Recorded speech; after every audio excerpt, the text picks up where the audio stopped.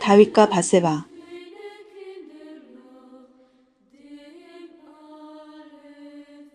성경에서의 어떤 일보다 다윗과 밧세바의 사건은 믿는 성도들에게나 믿지 않는 사람들에게 당황스러운 일입니다. 그러나 이 일은 하나님의 특혜에 대한 이야기가 아닙니다. 이 일은 사무엘 하 11장에서 말하는 사실과 다윗의 시편의 고백에서 기록된 사실을 같이 이해하여서 다윗의 이 일로 그리스도의 구속의 예표가 되게 하신 깊은 사랑과 은혜를 알게 하는 사건입니다. 사무엘 하 11장 1절에서 이스라엘은 암몬과의 전쟁이 있었고 이스라엘의 모든 용사들은 전쟁에 나가 암몬의 도시 라빠를 에워싼 공성전을 하는 일대 격전의 날에 다윗은 예루살렘이 있었다는 말로 시작합니다.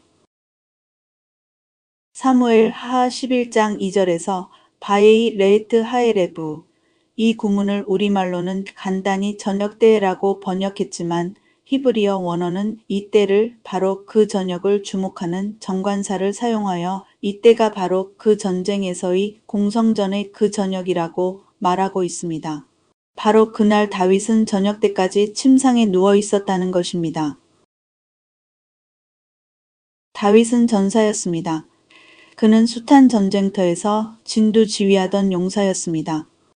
그런 지금 다윗은 자신의 군대가 적의 수도에서 공성전을 하는 그날 누워 자다가 저녁에서야 일어났다고 성경은 밝히고 있습니다.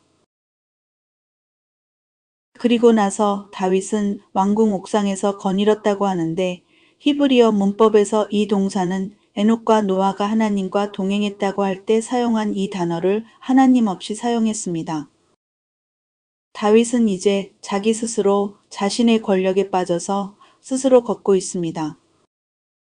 우리는 옥상에 올라가는 것에 대해 크게 중요하게 생각하지 못하지만 히브리어로 가그라는 옥상은 유대적으로는 연상하게 하는 단어가 있는데 그것은 부지 중에 짓는 죄인 사가가입니다.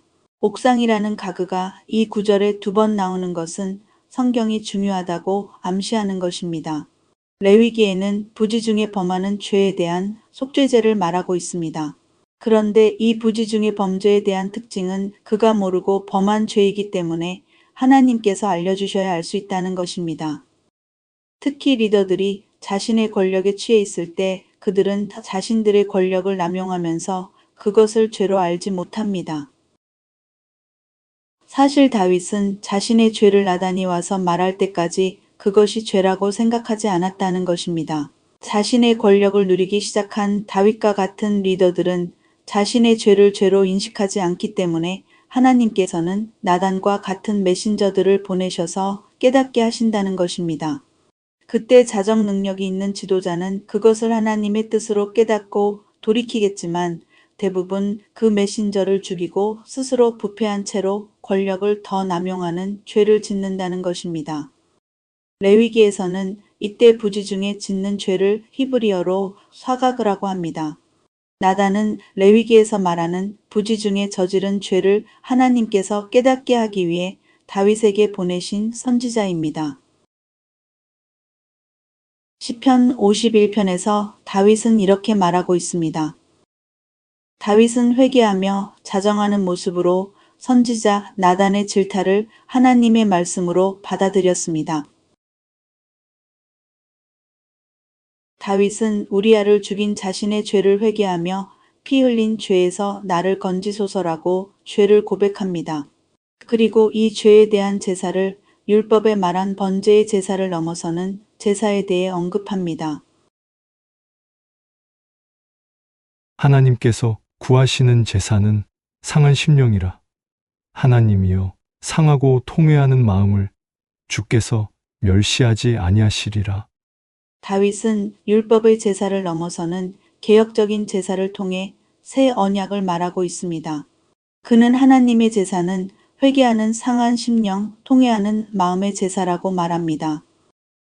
우리말로는 다윗이 그 옥상에서 본 여인이 목욕을 하고 있는 것을 본 것처럼 되어 있는데 이것은 마치 우리나라의 전래 동화 선녀의 나무꾼을 연상하게 하는데 여기서 목욕이라고 잘못 해석된 히브리어 단어 라하츠는 레위기에서 말하는 정결 예식을 말합니다.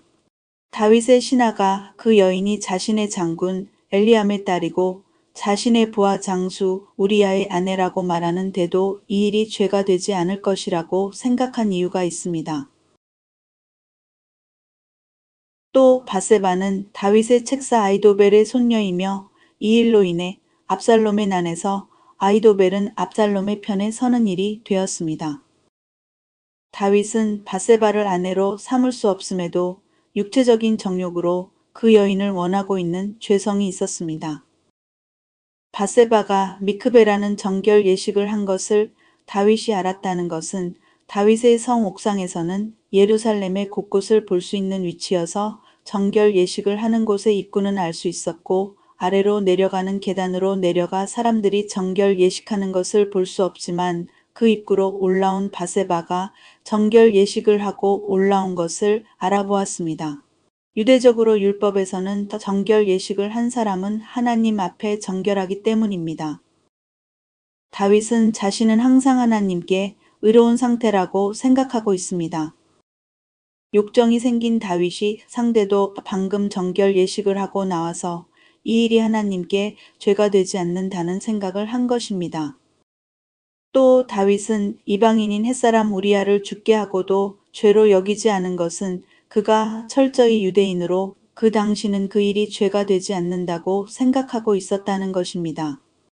우리도 스스로는 하나님 앞에 죄인이라고 말은 하지만 사실 다윗과 같이 항상 죄가 없기 때문에 상대방이 깨끗한 상태냐 혹은 다윗이 우리야를 생각한 것처럼 믿지 않는 이방인에게 함부로 하지 않는가 생각해 봐야 합니다. 히브리어로 바세바는 언약의 딸입니다. 유대적으로 딸, 바트와 아들, 베는 집을 짓다는 히브리어 바나에서 유래합니다. 바세바는 언약의 딸, 언약의 완성입니다. 이스라엘과 아브라함의 자손인 우리는 하나님과의 언약을 먼저 받았고 그 언약은 하나님과의 관계로 지어져 가는 완성되어 가는 것입니다. 율법을 지키는 것으로 하나님과의 관계를 맺고 있다면 자신의 죄도 그 법을 해석하기에 따라 마음대로 죄를 죄가 아닌 것으로 만들 수 있는데 특히 권력이 있는 리더 또 종교 리더들이 이렇게 할 수 있다는 것입니다. 레위기의 부지 중의 죄에 대한 속죄제처럼 누군가 목숨을 걸고 하나님의 말씀을 전할 때까지 그들은 그것이 죄라고 생각하지 않는다는 것입니다. 그리스도는 이 율법을 새 언약으로 완성하셨습니다.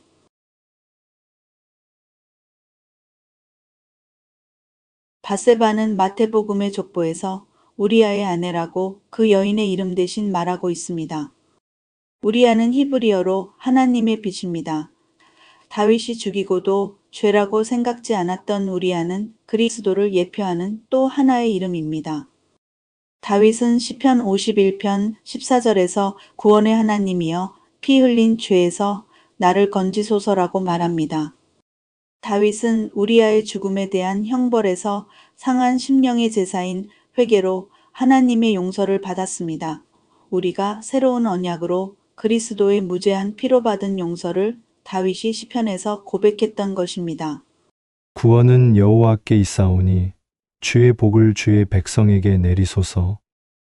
다윗은 구원이 여호와께 있다는 것을 새 언약으로 확신하고 자신뿐만 아니라 그 구원으로 하나님의 백성을 축복하는 제사장의 마음까지 받았습니다.